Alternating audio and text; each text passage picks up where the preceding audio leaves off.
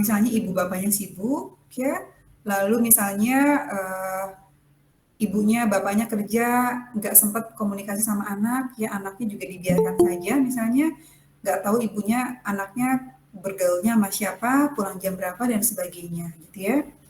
Kurang pengawasan orang tua, ya, misalnya orang tuanya nggak follow anaknya di IG misalnya, gitu ya, atau nggak friend sama temannya di IG, di Facebook misalnya, gitu ya. Atau misalnya kalau saya follow follow anak saya dan juga teman-teman anaknya, ya, jadi biar kita tahu gitu anak-anak kita ini gaulnya sama siapa aja, gitu ya, terus komen-komennya apa aja sih, gitu ya. Lalu berikutnya anak tidak mampu melawan, ya, anak tidak punya skill atau tidak punya keterampilan untuk berani, ya, untuk asertif, untuk mengatakan jangan, ya, tidak mau dan sebagainya, gitu ya. Itu juga kemiskinan. Kemiskinan juga bisa menjadi salah satu faktor anak menjadi korban, ya, karena nggak tahu, kurang informasi dan sebagainya. Berikutnya, bagaimana sih ciri-ciri anak yang mengalami kekerasan seksual? Ini banyak banget ciri-cirinya, dan kita sebagai orang tua mesti aware, ya, mesti punya, mesti lebih peka dengan gerak-gerik atau dengan perilaku anak-anak kita, ya, atau tetangga mungkin, ya. Misalnya, ya, mengalami rasa sakit atau gatal di area genital, ya, ini udah kelihatan banget, ya. Lalu mengalami luka atau pendarahan, ya, di area genital, ini udah kelihatan banget secara fisik, ya. Atau tertular PMS, ini mungkin juga harus dibuktikan dengan pemeriksaan ke dokter, ya. Lalu ada infeksi di genitalnya, misalnya dia ngeluh sakit saat buang air dan sebagainya, ya. Sakit di area perut bawah, lalu tidak nyaman berjalan atau duduk, ini juga kita perlu observasi, ya, Ibu dan Bapak semua. Lalu ini yang paling kelihatan sekali, ya, ada kehamilan. Kita sering dengar, ya, anak SMP hamil, anak SMA hamil dan sebagainya, gitu. Lalu menjadi agresif atau justru menarik diri, ya, ini juga hati-hati nih. Agresif ini bisa terjadi dalam bentuk verbal, artinya adalah kata-kata, ya, ngomongnya misalnya ngelawan, gitu ya, atau misalnya secara fisik bisa juga verbal, agresif secara fisik, misalnya memukul, ya, atau menggunakan alat, ya, misalnya pakai alat tajam pisau dan sebagainya, gunting dan sebagainya, gitu ya. Lalu takut ditinggalkan oleh orang-orang tertentu, ya, misalnya kakak jangan tinggalin aku dong kakak, aku takut sendirian, aku takut kalau pergi ke sana sendiri dan sebagainya, ya. Mengalami mimpi buruk, ya, jadi kalau mimpi mungkin perlu ditanya dulu nih anaknya, gitu ya, tadi mimpi apa dan sebagainya. Bolos sekolah ini juga hati-hati, ya. Kalau di sini ada yang pendidik mungkin ini juga perlu diperhatikan, kalau bolos sekolah mungkin perlu ditanya juga orang tuanya, ya. Lalu meninggalkan rumah, entah dia perginya sama siapa, misalnya tinggal di mana dan sebagainya. Lalu pengetahuan tentang informasi seksualnya juga melebihi usianya. Kayaknya bacaan-bacaan juga bacaan orang dewasa misalnya, gitu ya. Atau mungkin kayaknya fasih banget gitu kalau dia menjelaskan tentang seksualitas. Lalu menggambar atau tiba-tiba memahami istilah-istilah seksual. Lalu mengompol, ini juga hati-hati, ya, kalau misalnya lebih dari usia 6 tahun masih mengompol, ya, atau mungkin ada remaja yang masih mengompol juga perlu hati-hati, ya. Lalu ada masalah makan, misalnya tiba-tiba nggak nafsu makan, ya, melukai diri, atau hampir dia mau bunuh diri, lalu mengatakan punya rahasia, tapi tidak mau mengungkapkan, lalu memakai obat-obat terlarang, tiba-tiba punya sumber uang yang tidak bisa dijelaskan, ya. Ini juga hati-hati nih, kalau dia tiba-tiba punya uang, dari mana ini uangnya, gitu ya. Atau tiba-tiba dia punya nomor rekening misalnya, ya, yang mungkin bukan kita yang mendaftarkan sebagai orang tua, gitu. Tidak bisa lagi berkumpul dengan teman sebayanya, dan juga bersikap sensual secara eksplisit, ya. Secara terbuka dia bersikap sensual, gitu ya, genit, gitu ya, misalnya. Atau mungkin dandan tiba-tiba misalnya, ya, anak perempuan, gitu. Pada orang dewasa di sekitarnya. Itu beberapa ciri-ciri yang mungkin ada atau terjadi di luar daftar-daftar ini, ya, Bapak dan Ibu. Nah, lalu apa sih dampak kekerasan seksual nih pada anak, ya? Bisa ke perasaannya, bisa ke pikirannya, bisa juga ke perilakunya, ya. Halo Bapak dan Ibu, bisa dengar suara saya? Iya Bu, Bisa, Bu. bisa. Ya, oke, alhamdulillah. Takutnya kendala jaringan ya. Saya ngoceh-ngoceh sendiri, Ibu dan Bapak, entah kemana gitu ya. Oke, baik, saya lanjut ya. Dampaknya apa sih kepada perasaan? Ini rendahnya dia rasa dihargainya. Kayak nggak punya harga diri gitu ya. Lalu ada perasaan khawatir, ada perasaan cemas, banyak aduhnya gitu ya. Aduh nanti aku gimana? Aduh nanti kalau orang tua aku tahu gimana? Aduh nanti kalau guruku tahu gimana? Dan sebagainya ya. Keluhan psikosomatis, psikosomatis itu ada keluhan fisik ya. Dia merasa sakit secara fisik, tapi kalau dicek ke dokter nggak ada apa-apa gitu ya. Tiba-tiba misalnya sering buang-buang air gitu ya, tiba-tiba sering ngeluh sakit kepala gitu ya. Dan juga depresi ya, misalnya apa? Nggak mau mandi ya, maunya cuma tiduran aja, nggak nafsu makan, nggak mau aktivitas, maunya ngurung diri aja di kamar, nutupin jendela ya dan sebagainya gitu. Berikutnya pikiran, merasa dia tidak berdaya ya, merasa dia marah, merasa dia musuhi orang lain misalnya ya. Ada juga masalah hubungan. Dia merasa nggak bisa menjalin hubungan yang baik dengan orang lain misalnya gitu ya. Kalau dari perilakunya apa ya? Menunjukkan perilaku seksual yang tidak pantas, tadi misalnya cara berpakaiannya gitu ya, atau dari kata-katanya misalnya, atau mengirimkan gambar-gambar atau chatting-chatting yang tidak pantas pada orang lain dan sebagainya. Lalu agresif ya, agresif bisa secara fisik, bisa secara kata-kata, bisa langsung ataupun tidak langsung ya.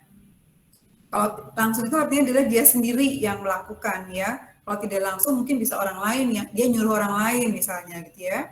Antisosial, antisosial ini bukan berarti dia tidak bisa bersosialisasi ya. Antisosial maksudnya adalah perilakunya bertentangan dengan norma-norma sosial atau bertentangan dengan norma-norma agama. Misalnya apa berbohong ya, mencuri, misalnya itu antisosial. Lalu menyakiti diri sendiri, ya misalnya mukul-mukul dirinya sendiri, ya entah itu pakai anggota badannya dia sendiri atau mungkin pakai alat dan sebagainya.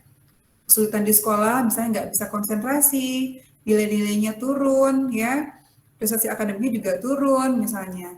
Dan juga lari dari rumah, ya kabur entah kemana misalnya, pergi sama siapa nggak jelas. Nah, dampak yang lain tadi ya sudah ada perubahan perilaku, pendiam, ya, menyakiti diri sendiri, merasa tidak berharga, menjauh dari teman-teman, mengisolasi diri, ya, nggak mau gaul, sensitif ya, ditanya sedikit, apa sih nanya melulu, misalnya gitu ya. Padahal kita nanya baik-baik misalnya, udah marah, trauma yang belum dihilangkan, dendam, takut menikah, ya ini kalau pada dewasa ya, mungkin dia takut menikah, takut berkomitmen ya dengan lawan jenis misalnya, dan juga rendah diri ya. Nah, kebanyakan korban perkosaan mengalami namanya PTSD ya. Simptomnya macam-macam sih ya. Biasanya sih yang muncul tuh ketakutan yang intens, kecepatan yang tinggi ya, atau dia teringat kembali ya dengan peristiwa tersebut. Jadi susah tidur dan sebagainya. Nah, korban yang mengalami kekerasan seksual ini membutuhkan waktu 1 hingga 3 tahun untuk terbuka pada orang lain. Jadi kebayang ya, misalnya dia selama bertahun-tahun dia keep sendiri masalah yang dialami gitu ya. Kasihan, jadi harus ditolong gitu ya. Lalu, apa yang bisa kita lakukan sebagai orang tua mungkin atau sebagai pendidik ya, atau sebagai individu yang peduli kepada anak-anak. Yang pertama kita bisa memberikan edukasi kepada anak tentang bahaya kekerasan seksual dan perlindungan dari bahaya ya. Tentu ini perlu disesuaikan dengan usia anak-anak ya, usia anak. Mungkin anak yang TK ya, anak usia prasekolah, dengan anak usia sekolah usia 6 sampai 12 tahun, dengan anak remaja itu berbeda ya cara pendekatannya. Kalau dengan anak-anak yang usia prasekolah mungkin pakai gambar ya, pakai cerita misalnya gitu ya.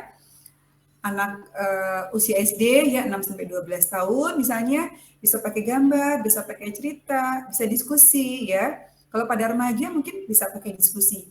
Atau remaja itu kan sudah ada kalau di sekolah-sekolah yang ada guru BK-nya gitu ya. Biasanya kan sudah ada pendidikan mengenai seksualitas gitu ya. Lalu juga menentukan batasan sentuhan dan perilaku pencegahan secara konsisten dalam keseharian ya. Cara berpakaian ya, berpakaiannya tertutup misalnya ya, jangan berpakaian yang ketat atau misalnya menimbulkan kelihatan auratnya gitu ya. Lalu tidur juga harus dipisah antara laki-laki dan perempuan. Dan orang tua dan anak juga perlu dipisah ya. Saya beberapa kali menemukan kasus gitu ya, masih ada anak-anak ya, anak yang tidur udah usia lebih dari 6 tahun masih tidur dengan orang tuanya gitu ya. Ini juga harus diperhatikan gitu. Bersalaman juga ya, ini juga perlu diperhatikan. Salaman ini juga mungkin terkait dengan budaya misalnya ya, terkait dengan norma agama misalnya, oh nggak boleh salaman sama lawan jenis misalnya, cukup dengan simbol saja misalnya gitu ya, tidak boleh nempel dan sebagainya. Atau mungkin cium tangan pun misalnya hanya pada orang tua saja misalnya, kalau cium tangan selain ke orang tua tuh nggak boleh misalnya gitu ya.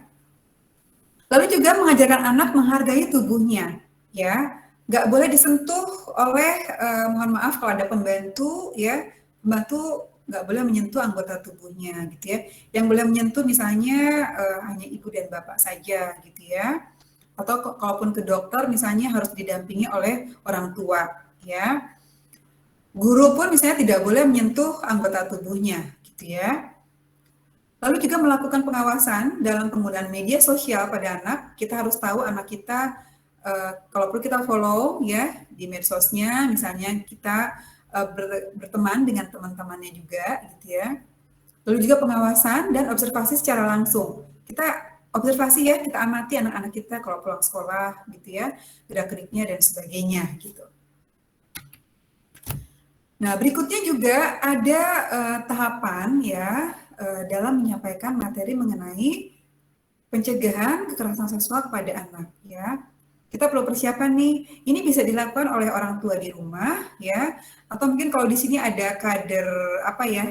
Kalau saya tuh kalau di kabupaten tuh mengajarkan kader-kader PKK ya, kader PKK gitu ya. Gimana sih caranya kalau kita mengajarkan kepada anak-anak ya mengenai pencegahan kekerasan seksual ini? Kita bisa menentukan dulu materi yang atau topik yang akan kita disampaikan. Misalnya apa? Kita mau ngajarin anak mengenai anggota tubuh mana sih yang boleh disentuh atau tidak boleh disentuh. Atau kita mau mengajarkan salaman seperti apa sih ya, yang salaman yang memang ini salaman yang wajar gitu ya, atau ini salaman yang tidak wajar misalnya gitu ya. Atau ini sentuhan yang wajar, atau ini sentuhan yang tidak wajar ya. Yang kedua, melakukan perencanaan ya dalam menyampaikannya. Berapa lama kita menyampaikannya? Apakah cukup 15 menit gitu ya? Atau misalnya akan diberikan pada hari libur kah? Atau misalnya pada saat istirahat kah dan sebagainya gitu ya. Live-nya seperti apa? Apakah tekniknya misalnya dalam bentuk diskusi kah? Atau dalam bentuk memberikan cerita kah gitu ya? Storytelling kah dan sebagainya misalnya ya.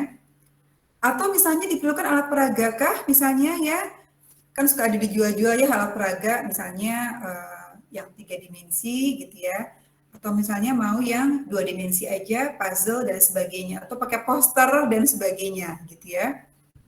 Lalu juga alurnya seperti apa yang akan kita sampaikan, ya ada pembukaan mungkin, ada isi, ada penutup dan sebagainya ya. Berikutnya merencanakan kalimat pembuka yang menggugah dan persuasif. Ya misalnya pakai lagu-lagu mungkin ya, atau pakai main tebak-tebakan misalnya dan sebagainya ya. Ini sangat disesuaikan dengan usia anaknya dan juga situasinya. Nah ini ada contoh-contohnya ya, bisa pakai media pendukung misalnya pakai buku cerita, ya aku anak yang berani dan sebagainya ya. Atau pakai misalnya puzzle-puzzle ya, body part dan sebagainya.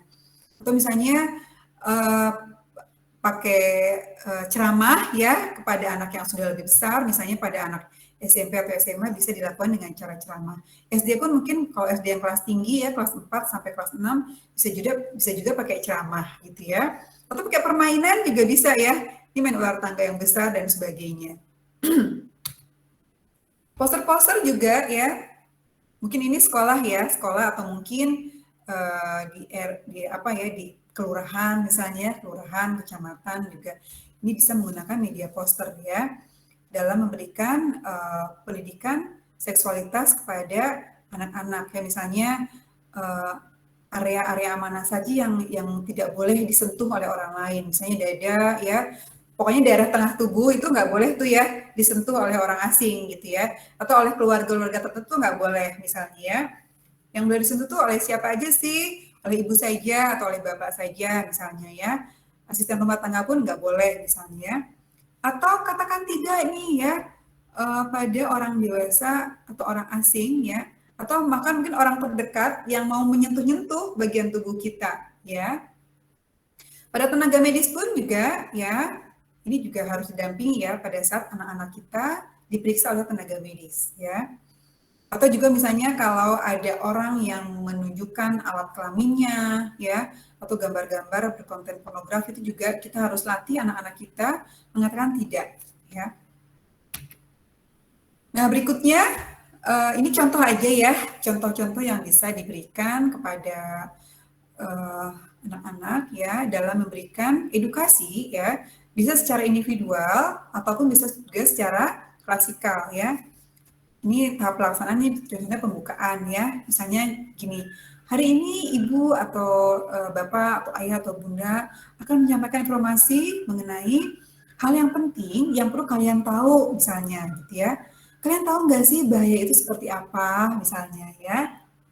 Kita kasih lihat videonya kepada siswa atau kepada anak-anak kita ya, atau kepada temennya anak-anak misalnya, kita kasih lihat misalnya video tentang perkosaan ya, atau tentang pencabulan misalnya, lalu diminta berpendapat anak-anaknya. Menurut kalian ini gimana sih kalau ada anak yang misalnya dicabuli dan sebagainya gitu ya. Ini contoh aja ya. Berikutnya kita memberikan penjelasan ya. Tadi pakai contoh ya. Misalnya ini contohnya. Nih dari kedua gambar ini ya, mana sih yang boleh? Oh, yang ini yang boleh nih. Cium tangan ya sama gurunya misalnya ya. Kalau ini nih nggak boleh nih kalau kayak begini gitu ya. Apalagi kalau sentuhannya disertai dengan tatapan misalnya gitu ya. Itu hati-hati misalnya. Nah, berikutnya kita juga penutup ya. Tadi ada pembuka, isi, dan juga penutup ya. Ayo kitanya misalnya kita nyanyi sama-sama ya. Lagu-lagu kita mendengarkan kepada anak-anaknya lagu-lagu yang uh, mengingatkan kembali kepada anak-anak daerah mana saja sih yang nggak boleh gitu ya, yang nggak boleh disentuh oleh orang lain gitu ya. Oke. Oke, itu saja dari saya, Bapak dan Ibu semuanya. Saya stop sharing dulu ya. Silakan kalau ada yang mau ditanyakan, saya kembalikan ke moderator atau host, silakan.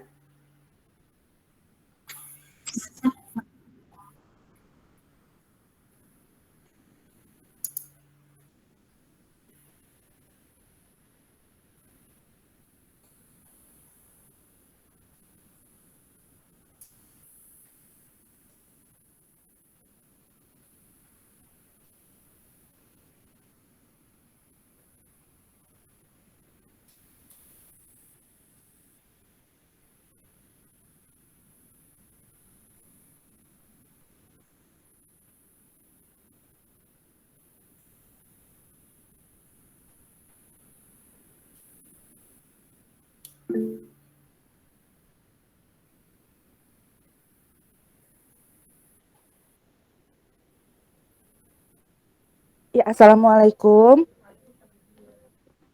Ya, saya dengan Ya, Adlina. Terima Waalaikumsalam. kasih Bu Nurul atas penjelasannya. Saya mau bertanya, em, perlu nggak kita dalam menjelaskan kekerasan seksual ini itu menjelaskan proses seksual kepada anak gitu? Dan kalau misalnya memang perlu, itu kira-kira dari mulai usia berapa ya? Karena saya punya anak ini yang paling besar usia 8 tahun. Sampai sekarang saya masih belum menjelaskan, paling saya hanya menjelaskan anggota tubuhnya saja gitu. Terima kasih. Assalamualaikum warahmatullahi wabarakatuh. Ya, ini langsung dijawab aja ya Bu Alin ya. Ya, ya buat Lina, Sebetulnya kita ajarkan mengenai seksualitas itu dari sedini mungkin ya. Mungkin dari usia prasekolah pun kita sudah ajarkan kepada anak-anak kita gitu ya. Tadi misalnya kalau yang gampang deh ya, kalau cebok misalnya gitu ya, itu hanya oleh orang tua saja misalnya gitu ya. Atau misalnya kita ajarkan kepada anak kita ya mengenai berpakaian ya. Berpakaian itu misalnya apa namanya harus yang tertutup ya. Tertutup dalam arti tidak perlu misalnya saya nggak tahu di sini semuanya muslim apa tidak perlu misalnya mohon maaf tertutup pakai jilbab semua gitu ya. Mungkin ada juga yang misalnya anak-anak usia prasekolah pun belum pakai jilbab gitu ya. Tapi itu anak-anak kita ajarkan pakaian itu harus menutup khususnya bagian anggota-anggota tubuh yang berada di tengah ya, dada misalnya ya, perut, darah kelamin ya, darah genital, dan juga paha gitu ya. Kita ajarkan pada anak kita sedini mungkin di usia prasekolah. Usia prasekolah itu usia 3 sampai 5 tahun ya. Itu diajarkan juga pada anak kalau ada orang lain yang menyentuh bagian tubuhnya dia, kita harus ajarkan nggak boleh, nggak mau gitu. Usia 3-5 tuh sudah bisa bicara ya, sudah kita bisa kasih penjelasan gitu ya. Lalu juga kalau misalnya di sekolah gitu ya, kalau anaknya udah sekolah nih usia 3-5 tahun mungkin udah ada ikut playgroup misalnya gitu ya, itu juga perlu diajarkan kepada anak mana ya apa yang boleh, bagian tubuh mana yang boleh disentuh oleh guru dan bagian tubuh mana yang tidak boleh disentuh oleh guru. Misalnya yang boleh tadi bersalaman misalnya gitu ya. Kalau yang nggak boleh atau misalnya gurunya misalnya mengelus kepalanya itu masih boleh gitu ya. Tapi kalau misalnya gurunya udah memeluk misalnya gitu ya, atau ada orang lain yang memeluk dia itu juga harus hati-hati gitu. Seperti itu Bu Adlina, terjawab tidak ya pertanyaannya? Maksud saya gini, Bu, maksudnya kalau misalnya untuk pendidikan, seksualnya gitu loh, itu perlu kita infokan ke anak atau nanti kita tunggu dari, pelajarannya kah atau gimana di sekolah gitu maksudnya? Eee, apa, jadi untuk seksualitas yang tadi misalnya genital to genital gitu, jadi kita perlu nggak menjelaskan ke anak kita proses terjadinya seksual. Jadi bahayanya tuh seperti ini, kamu bisa begini gitu, nanti kamu bisa hamil kah atau kamu bisa begini kah gitu loh. Oh, Jadi kalau misalnya itu kita sudah menjelaskan seperti itu kan, kadang saya suka terpentok di bahasa gitu loh, maksudnya kira-kira anak umur segini udah perlu tahu atau belum ya gitu gitu. Alhamdulillah sih kalau untuk sentuhan boleh tidak boleh itu saya sudah terapkan ke kedua anak saya gitu. Cuman untuk masalah yang seksualitasnya ini loh Bu maksudnya. Terima kasih. ya, ya. Saya pikir gini Bu Adlina, perlu punya persepsi dulu, seksualitas itu bukan berarti tentang hubungan seksual, gitu ya. Seksualitas itu tidak berarti ada penetrasi, gitu ya, alat kelamin, gitu ya. Tadi seksualitas itu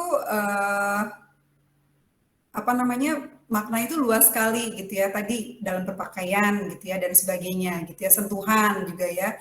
Nah, kalau dalam konteks tadi misalnya, kalau misalnya ada hubungan seksual gitu ya, itu memang biasanya sih dijelaskan kepada anak-anak yang memang sudah dalam fase pubertas ya Bu ya, di usia remaja misalnya gitu ya. Oh kenapa sih terjadinya kehamilan? Oh karena ada bertemunya sel sperma dan sel telur dan sebagainya. Karena itu kan sifatnya abstrak sekali gitu ya. Kalau remaja itu sudah bisa berpikir secara abstrak, tapi kalau anak-anak memang belum bisa. Anak di bawah usia remaja, di bawah usia 12 tahun, agak sulit untuk berpikir secara abstrak gitu ya. Tapi kalau misalnya udah remaja itu bisa dijelaskan Bu, ya apalagi di sekolah-sekolah sudah ada tentang pendidikan seksualitas gitu ya. Apalagi kalau misalnya yang kelasnya IPA misalnya ya, SMP kan sudah diajarkan ya, SMP SMA misalnya mengenai biologi dan sebagainya, mengenai anatomi tubuh manusia ya, anatomi tubuh manusia itu kan mohon maaf tidak dijelaskan kan juga memang tidak berpakaian gitu ya, gambar anatomi laki-laki gitu ya, baik dalam bentuk kartun ataupun dalam bentuk real gitu ya, dan juga perempuan pun dalam bentuk tidak berpakaian menjelaskan anatomi tubuh manusia gitu ya. Jadi memang kalau mengenai tadi hubungan seksual dalam konteks penetrasi gitu ya, ya itu biasanya dijelaskan dalam usia remaja ya, dia dijelaskannya. Kalau di bawah itu tadi lebih kepada hal yang sifatnya konkret gitu. Saya pikir itu buat Lina, terjawab nggak ya pertanyaannya? Iya, terjawab, alhamdulillah Bu. Maksudnya Iya, anak saya jujur ada kekhawatiran sendiri karena memang belum lama ini mungkin sini juga ada beberapa tetangga saya juga gitu kan terjadi kejadian seperti itu gitu loh Bu. Makanya jadi saya khawatir gitu, saya perlu pencegahan seperti apa nih ke anak-anak saya gitu. iya. Ya, perlu, betul Bu, perlu dijelaskan Bu kalau anaknya sudah SMP ya, SD pun kelas kelas tinggi deh, kelas 4 sampai kelas 6 itu perlu dijelaskan tadi mengenai apa namanya ya, bahaya kehamilan ya. Kalau misalnya ada penetrasi tadi, mungkin bahasanya bahasa yang sederhana ya. Kalau Iya, penetrasi mungkin anak juga terlalu berat, bingung iya penetrasi benar. gitu ya, itu bahasa abstrak sekali gitu ya. Tapi kalau misalnya kelaminnya misalnya kelamin laki-laki apa namanya masuk pada kelamin perempuan itu bisa terjadi kehamilan dan sebagainya. Sedangkan misalnya di usia anak-anak itu belum siap gitu ya rahim itu untuk menampung bayi itu memang perlu dijelaskan gitu. Alangkah lebih baik memang orang tua pun hati-hati dalam menjelaskan gitu ya. Mungkin perlu juga orang tua misalnya apa ya namanya berkonsultasi gitu ya atau misalnya ikut-ikut pelatihan seperti ini atau ikut-ikut webinar atau seminar seperti ini supaya anaknya malah jadi penasaran kayak gimana sih jangan sampai terjadi seperti itu gitu Betul, ya. betul. Nah, kayak gimana sih terjadinya misalnya hubungan seksual antara laki-laki dan perempuan lalu terjadi kehamilan misalnya itu kan juga apa namanya ngeri-ngeri juga gitu ya kalau Bahaya dijelaskan benar. kepada memang dijelaskan kepada anak-anak yang sudah kemampuan berpikir secara abstraknya sudah lebih baik dibanding anak-anak yang memang apa namanya levelnya lebih rendah gitu. Itu aja buat Dina Baik. tambahan dari saya. Iya, terima kasih banyak Bu Nurul. Senang hati buat Dina. Ada lagi yang mau ditanyakan mungkin?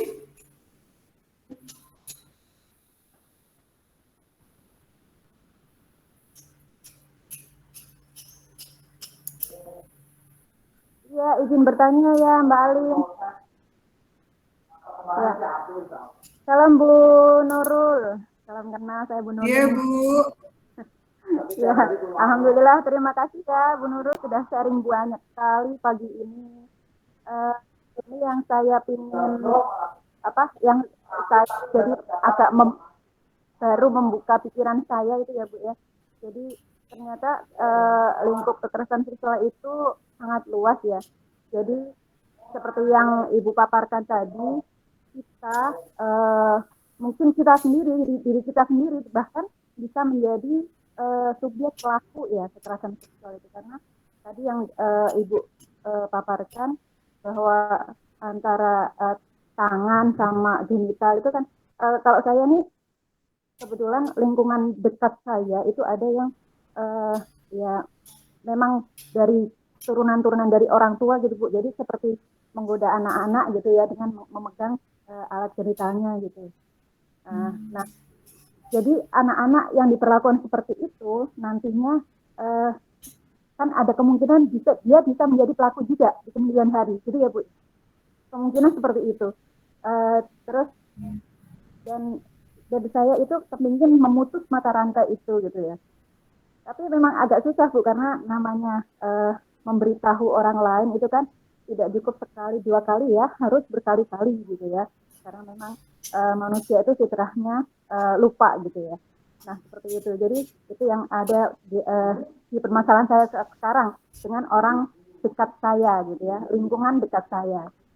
Kemudian kekerasan seksual yang pada zaman sekarang ini itu kan kita tidak merasa aman dengan kita punya anak laki-laki karena sekarang laki-laki pun bisa menjadi sasaran kekerasan seksual antar pelaku laki-laki gitu ya Bu ya.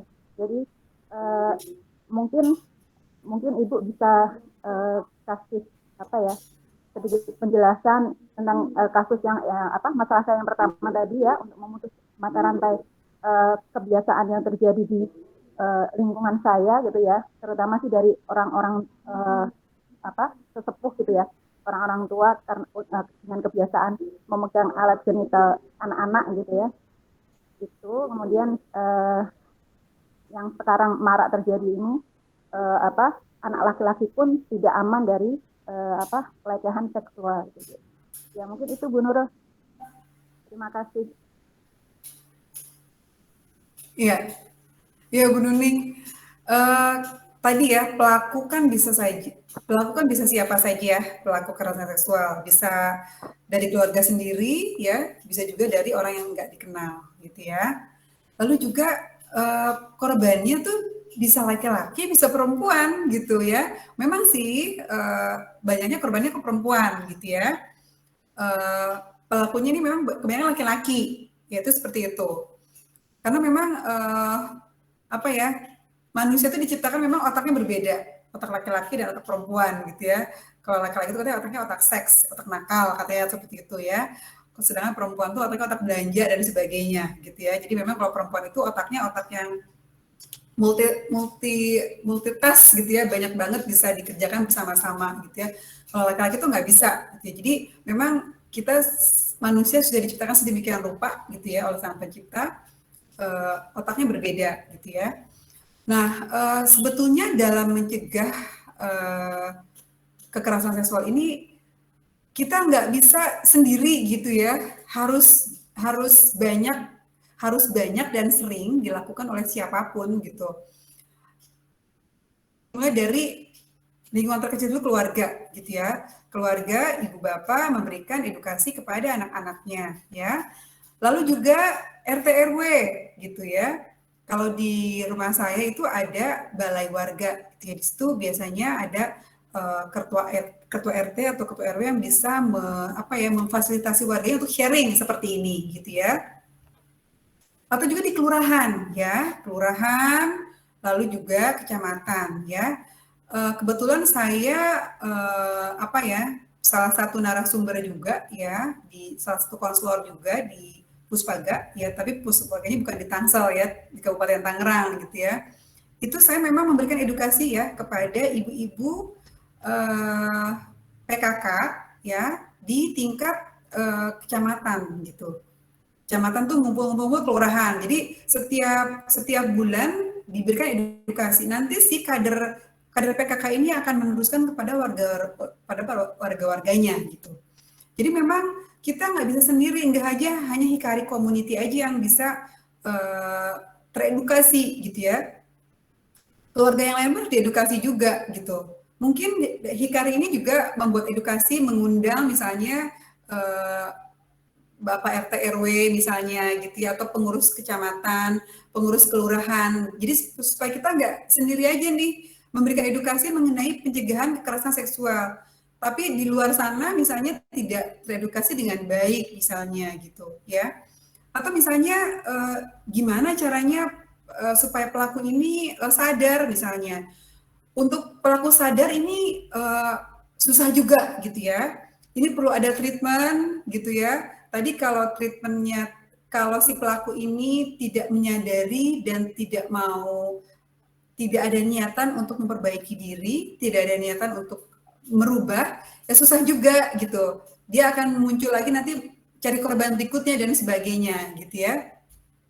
Jadi memang butuh waktu, butuh usaha, butuh tenaga ya untuk mengobati tanda kutip pelaku ini. Pelaku akan terus ada gitu ya.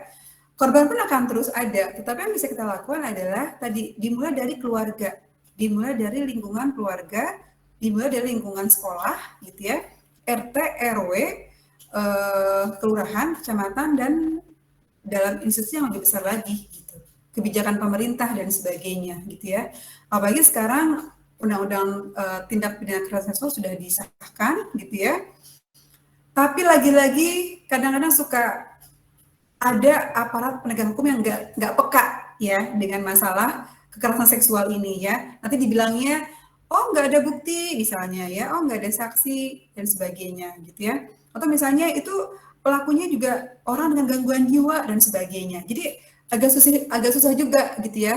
Jadi memang kembali kepada kita aja dulu deh keluarga nih, kita apa namanya, kita bentengi ya diri atau keluarga kita supaya tidak menjadi korban dan juga supaya tidak menjadi pelaku. Itu Bu Nuning yang saya bisa tanggapi.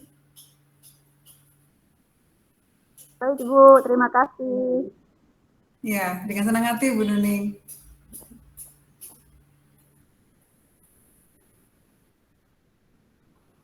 Silakan aja Bu, 2 pertanyaan boleh, 3 pertanyaan. Bu Nuning, mohon tadi ada daftar hadir ya yang perlu diisi dan juga evaluasi ya Bu, evaluasi kegiatan. Oh, siap Bu. Boleh di-share di grup mungkin atau di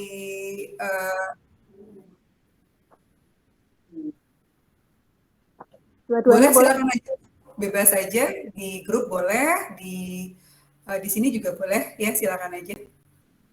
Jadi ada daftar hadir dan juga ada apa namanya evaluasi dan juga post test ya. Itu aja sih tambahan dari saya.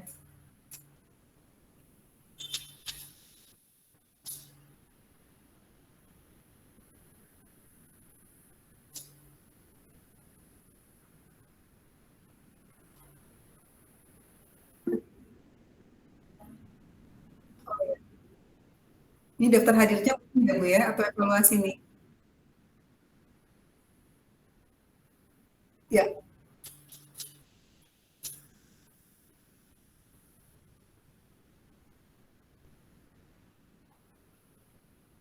ya. Bisa di grup aja mungkin di-share juga ya. Takutnya ada yang kelewat misalnya.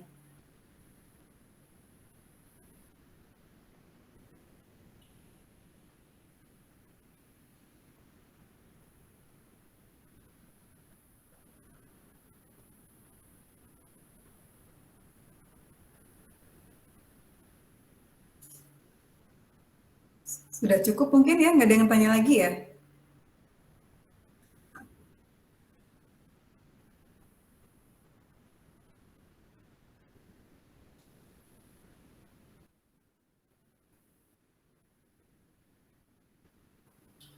Amin.